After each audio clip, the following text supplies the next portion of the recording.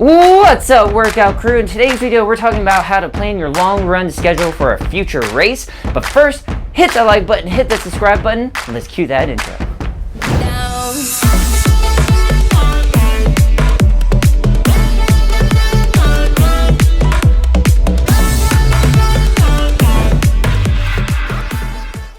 Alright guys, let's get right down to business because I know you have running to do, but note, everything that I'm going to share with you in this video does work for me, but everyone is a little bit different. So just take this information as a place to start and then build from there. Also, in this video, I'm going to share with you guys a spreadsheet. Okay, this spreadsheet will be available to all Patreon supporters. The link is down below. So after this video is over, if you would like to download this spreadsheet, just click on that link. Join the Patreon, you'll have access to this spreadsheet, and then you'll also get access to our epic chat community where if you join, feel free to introduce yourself, and then if you have any questions on training, nutrition, recovery, workouts, anything, ask your questions there, and then I can help you, and then also the community can help you as well.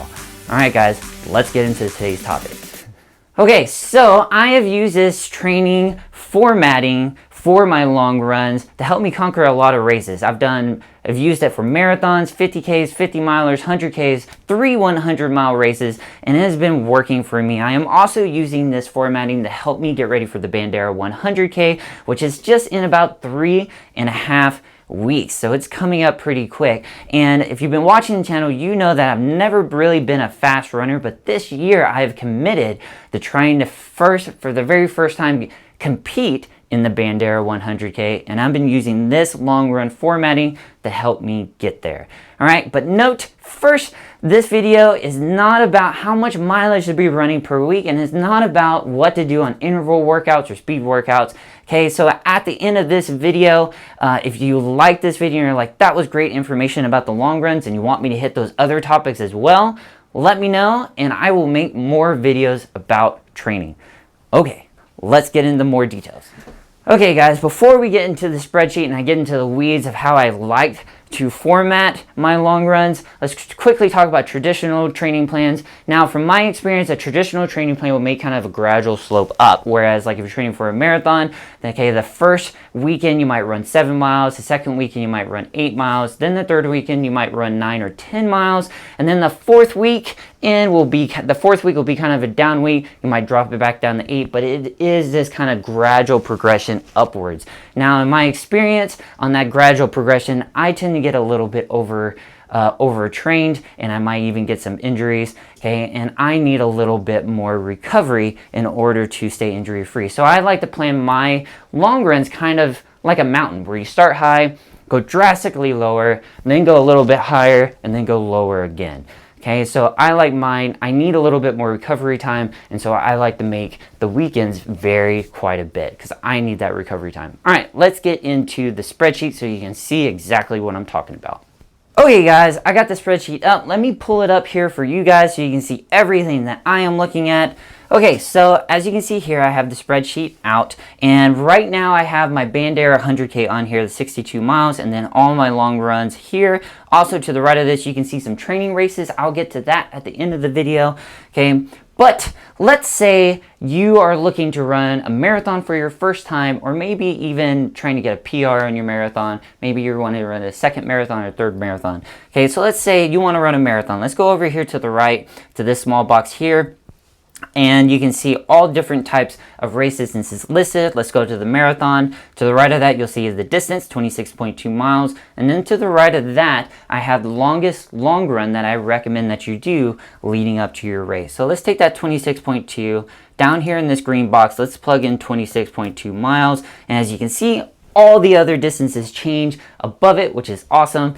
Quick plug to my wife. Thank you so much. I used to figure out my A race, and then I'd pull out my calculator, and then I would work backwards, and I would have this whole calculation algorithm thing that I would do, and it would take me a couple hours to kind of plan out all my weeks, over a course of 5 months. And my wife saw me doing that, and she's like, hey, let me make your life a little bit easier, and let me put it on an Excel spreadsheet for you. And this has been amazing. So thank you, Alicia, so much. Okay, but as you can see here, we put 26.2 miles into that green box, and then all of the miles change above it. Okay, now as you can see, I have 5 training blocks here. Leading up to an A race, I like to have 5 4-week training blocks. If you're a more experienced runner, you could get away with 3 training blocks, but I recommend 5. So that's a little bit over 5 months to get ready for the race that you're working towards. So I recommend the 5. I like to do 5. It allows me to really build up to the race and of course not get injured. All right, let's get back to the marathon. So you put 26.2 miles and then all the other long runs are laid out. You can also change this calendar date here. You can put the date of your race and then you'll have all the other dates get laid out for you as well.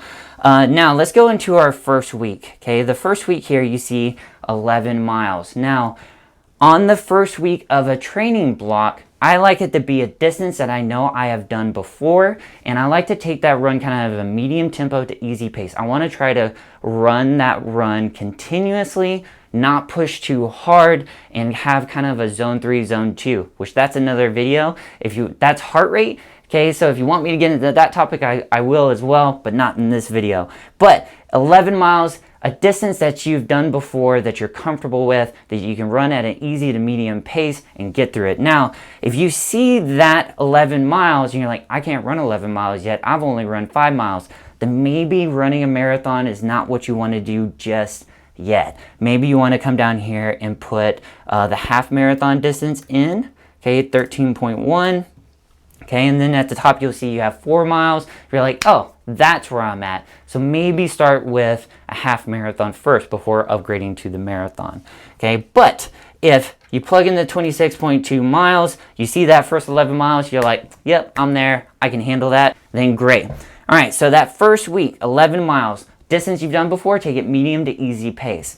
Then the next weekend, we want to recover a little bit from that 11 miles.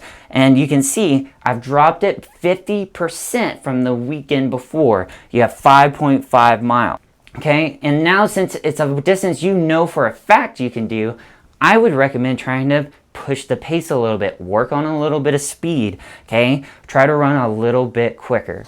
Now, then you move on to week number 3. As you can see, the distance increased up to 13.5 miles. Now, that's a distance you've never done before. It's a distance that's going to push you. So take that run easy.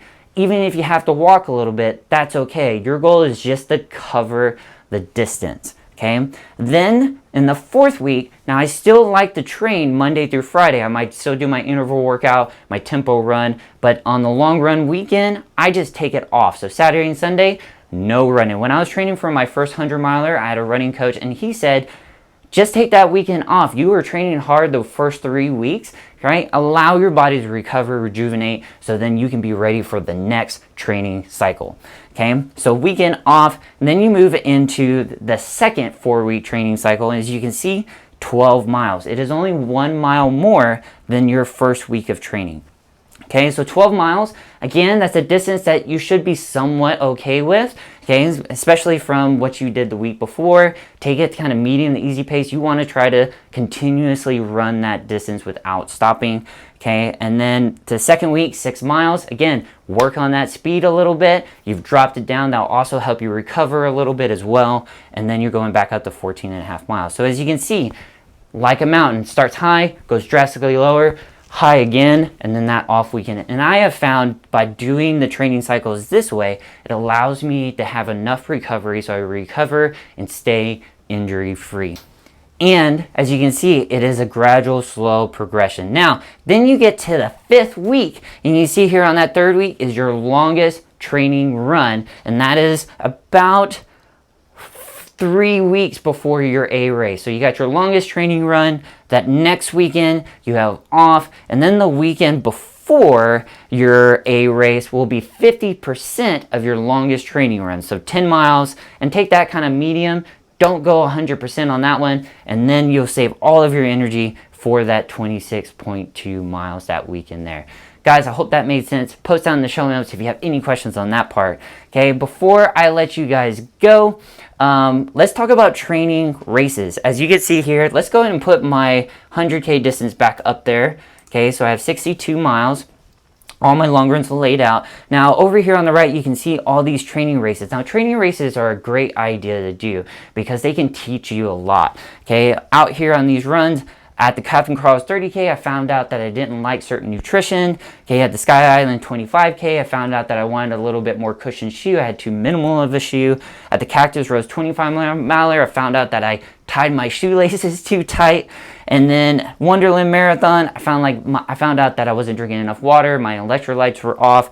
And then at the 50K, I just learned even more about training and racing about myself. So training races are a great idea to help teach you how to get ready for that A race. But note, do not go into the training races at 100% effort. Make sure you keep yourself kind of at 75%, 80%, because when you finish those training races, you don't want to have to take time to recover. You want to make sure that you can bounce back quickly, so then when you hit the next week, you can jump back right into racing. And then make sure your training races kind of fit the distance that you need to do on your training plan. As you can see, Cactus Rose 25-miler here matches 25 here. And now 22 miles, Wonderland Marathon, big difference on distance, but in my training, I felt like I could handle that just fine and recover okay. So training races are a great idea. Now, I did have 2 training races in this block. I kind of only recommend at least 1 training race per block, if not just 1 or 2. If you're a beginner, maybe only do 1 training race because you don't want to get overtrained. Staying injury-free is the top priority, okay? Overtraining is bad. Being a little undertrained can be a good thing because it has less chance of getting injured, but overtrained is definitely not a good thing. All right, guys, last thing about the spreadsheet. If you join the Patreon page and you download this spreadsheet, quick note, if you're using a Mac computer and you open the spreadsheet in Numbers, only change these bottom 2 green squares. Okay, don't change any of the other boxes. If you do, you'll mess up the algorithm in the spreadsheet and you'll have to download it again. If you do use Excel on other computers, all those other boxes are locked and you will only be able to change these green squares. So note, if you're using a Mac in Numbers, don't mess with any of the other boxes because you'll mess up algorithms. Okay, only change those last green squares, but you will be able to download it again if you do mess it up. All right, let's get rid of this. Guys, thank you so much for being here. I hope all this information made sense. If you have any questions about anything, post down in the show notes down below. And also subscribe because I'm trying to put out a bunch of great content. Bandera 100K is coming up very soon, and I'll have an epic race vlog for that. Also, I have some workout videos coming up, and I'm gonna have a really cool recovery rehab video coming up as well that I hope I'll post soon. I'm posting at least 1 video a week. I'm trying to get 2, but you know, life gets in the way a little bit. But anyways, guys, thank you so much for being here. Post down in the comments if you have any questions. Okay, now get out there and work out. Stay epic. Don't forget to be awesome. I'll see you back here next time.